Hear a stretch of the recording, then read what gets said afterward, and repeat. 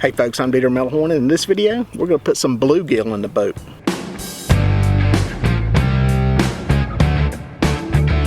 Alright, so here's the plan. I'm going to drop the trolling motor in, use it to creep around in here, hit some of these blowdowns. Alright guys, got my traditional setup here of a little 4000 series size spinning reel, little short rod here, about 6 foot, medium action. Good panfish rod, a little Aberdeen hook on the end of it. Dig me out a red worm. I use red worms. There's a good one there. What I'll do is, I need about half that sucker. You get too much on there and it gives them too much to pull off the hook. What I like to do, thread that on there just like you would a jig or a plastic worm. A little hook down the end, good to go. All right, now we got a bunch of mayflies hatching. And that usually makes for tough fishing for a lot of fish, especially at night, because that's when they hatch. But trees like that one right there hanging over the water is what them things will crawl up into. And usually if you can get cast all the way up underneath the tree, you'll have some brim and bluegill up underneath it. Oh, there he goes, there he goes. Got him. Sort of swimming off with it. Not an aggressive bite. Swam off with it. There we go. Number one.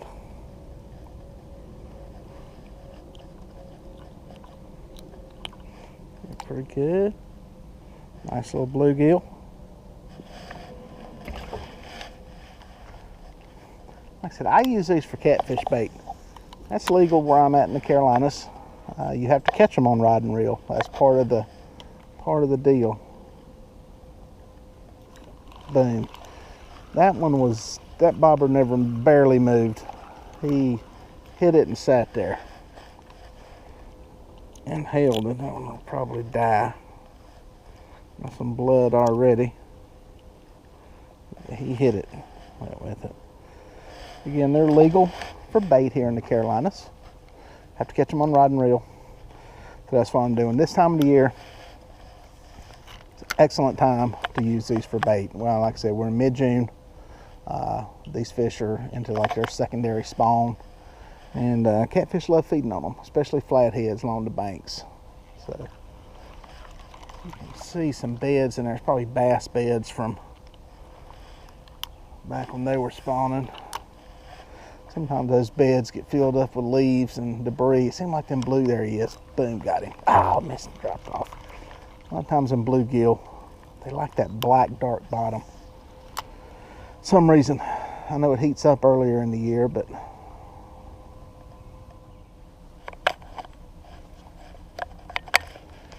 kind of surprising. Nothing's on the banks very up. Got him right when I swim off with it. Get out of that tree, get out of that tree, get out of that tree. Come on, get off of that tree. That's a good fish. I got the tree and the fish. There we go. That's a big bull. That's a big buck right there. Oh yeah, you sucker. You want the bigger ones. Nice one. Got him.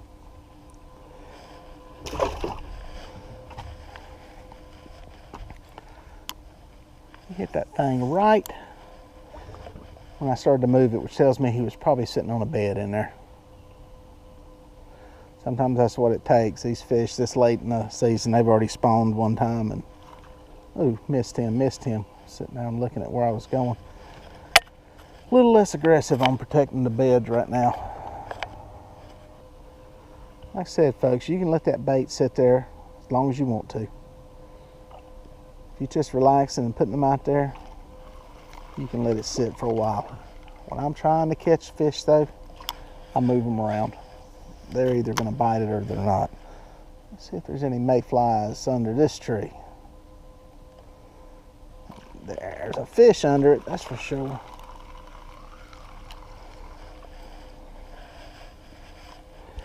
One thing you want to be careful of there is don't hit that tree and knock mayflies in the boat, because it'll be a mess.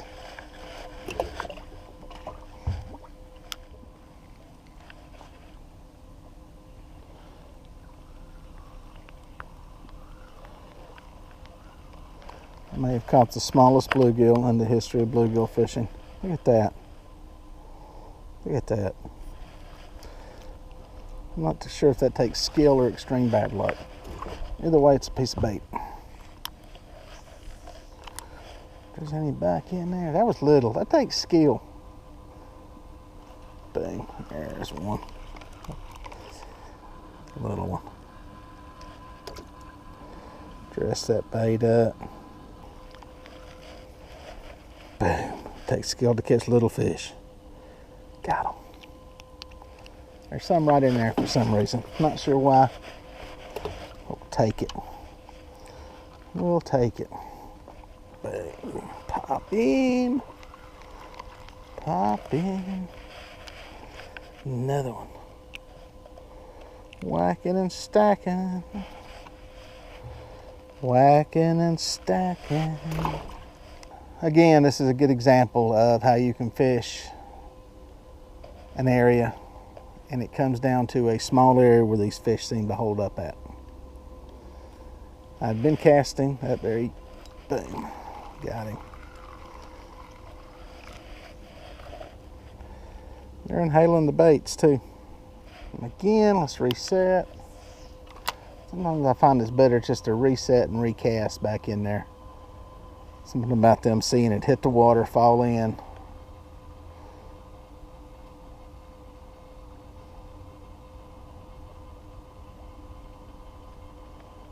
He's not there.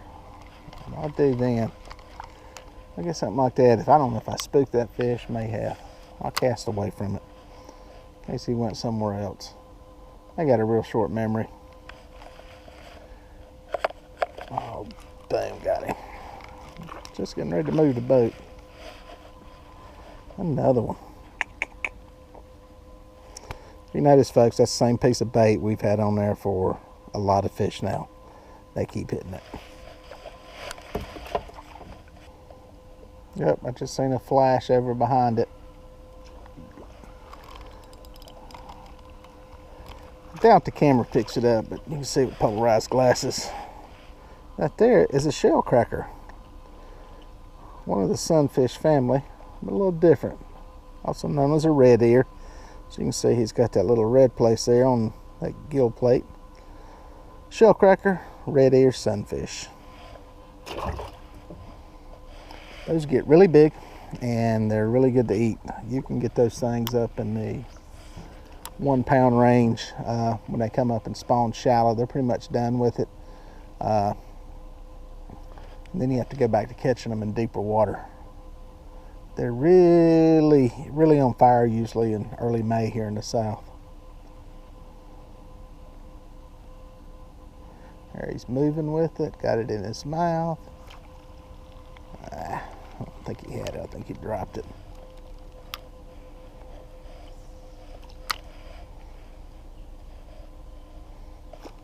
Missed him.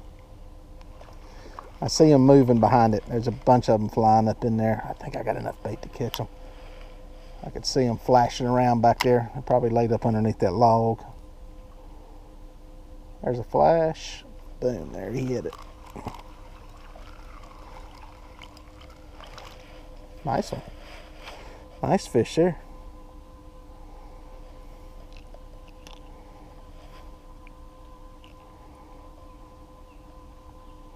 Let's take a minute here and sweeten this bait up. We got a bunch of fish. We caught a bunch. My bait tank's gonna be in great shape. Up that one in the live well.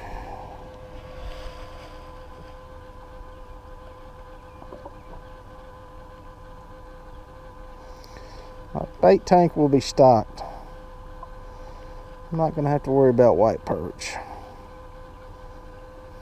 Let's see if we can pick off a couple more. See what's in here. See what's in here. But oh, missed him. It's hard to believe that school's out. Summertime. It's a beautiful day. Not overrun with jet skis. Just goes to show you, if it's not sun shining and 85 degrees, nobody comes out. I love it. It's a good thing.